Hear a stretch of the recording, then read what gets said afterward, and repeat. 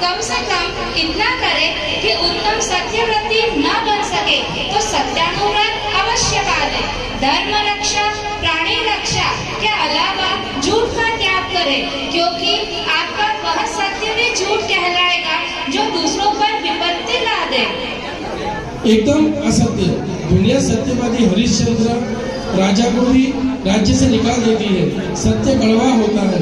सत्य बोलने से दुकानदारी ठप हो जाती है, मित्र गुस्सा हो जाते हैं, पत्नी मायके चली जाती है और बच्चे समझते हैं कि बाप बेअकल है। इसलिए सत्य बोले तो राम नाम सत्य होने लगे तभी जो बोलना चाहिए। जब तक जिंदा हो मेरा तो सहारा लेना पड़ेगा। नहीं बंधु, सेठ बनारसी दास जी ऐसे श्रावक थे जिनका काम सत्य से चलता था।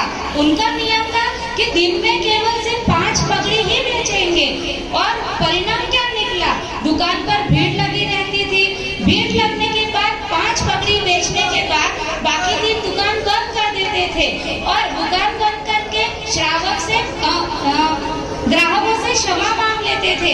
बगल वाला दुकानदार भी उन्हें 100 बार बधाई देता था। ठीक है, लोगों की आदत नहीं है सत्य बोलने की। सत्य निरत होता है। लोग कोर्ट में भी गीता की झूठी कस्में खाते हैं और असत्य बोलते हैं। प्रतिज्ञा लेते हुए कहते हैं मैं गीता पर हाथ रख के कसम खाता हूँ कि मैं सत्य कहूँगा, सिवा कुछ नहीं कहूँगा। नेतागण सत्य बोलने लगे तो चुनाव हार जाएंगे। दुकान पर अगर सत्य बोलने लगे तो ग्राहक सामान कम खरीदेगा। घर वाली से अगर सच कह दो कि तुम्हारे हाथ का खाना अच्छा नहीं लगता तो रोटी मिलना बंद हो जाएगी। ऐसा संसार नहीं चलेगा भाई।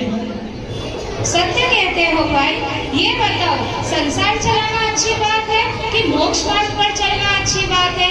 संसार में अनीति, अन्याय, पापों का जो बोझ है उसके कारण ही कहीं बाढ़, कहीं सूखा, कहीं अकाल, कहीं बीमारी, कहीं कोरोना, कहीं साइक्लोन जैसी आपदा आ रही है।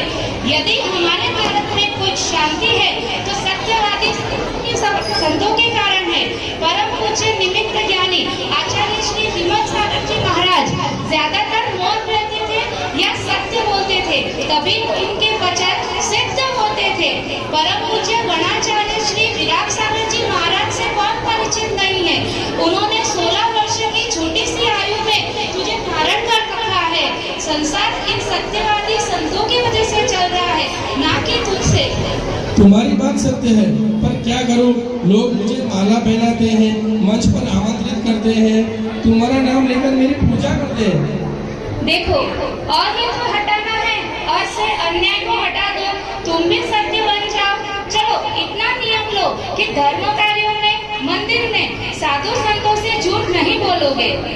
चलेगा, मैं बड़ी माता जी से आज ही ये नियम ले लेता हूँ। आप सभी आज का पावन दिवस है उत्तम सत्य धर्म।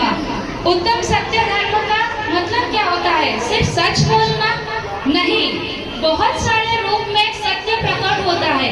मैं आप सबके सामने एक छोटी सी कविता प्रस्तुत करने जा रही हूँ जिसमें आप सत्य की क्रियाओं को समझ सकेंगे।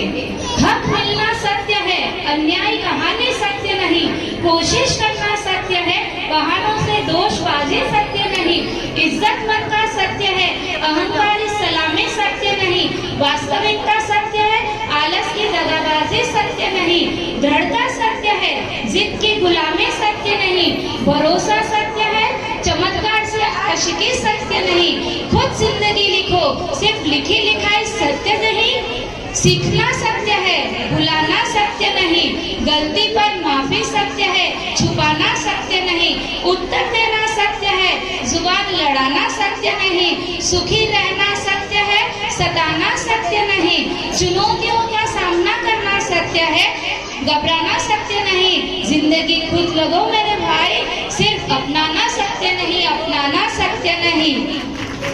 अब एक बार जोर से जयकारा लगाएंगे। जय बोलो शांतिनाथ भगवान की जय।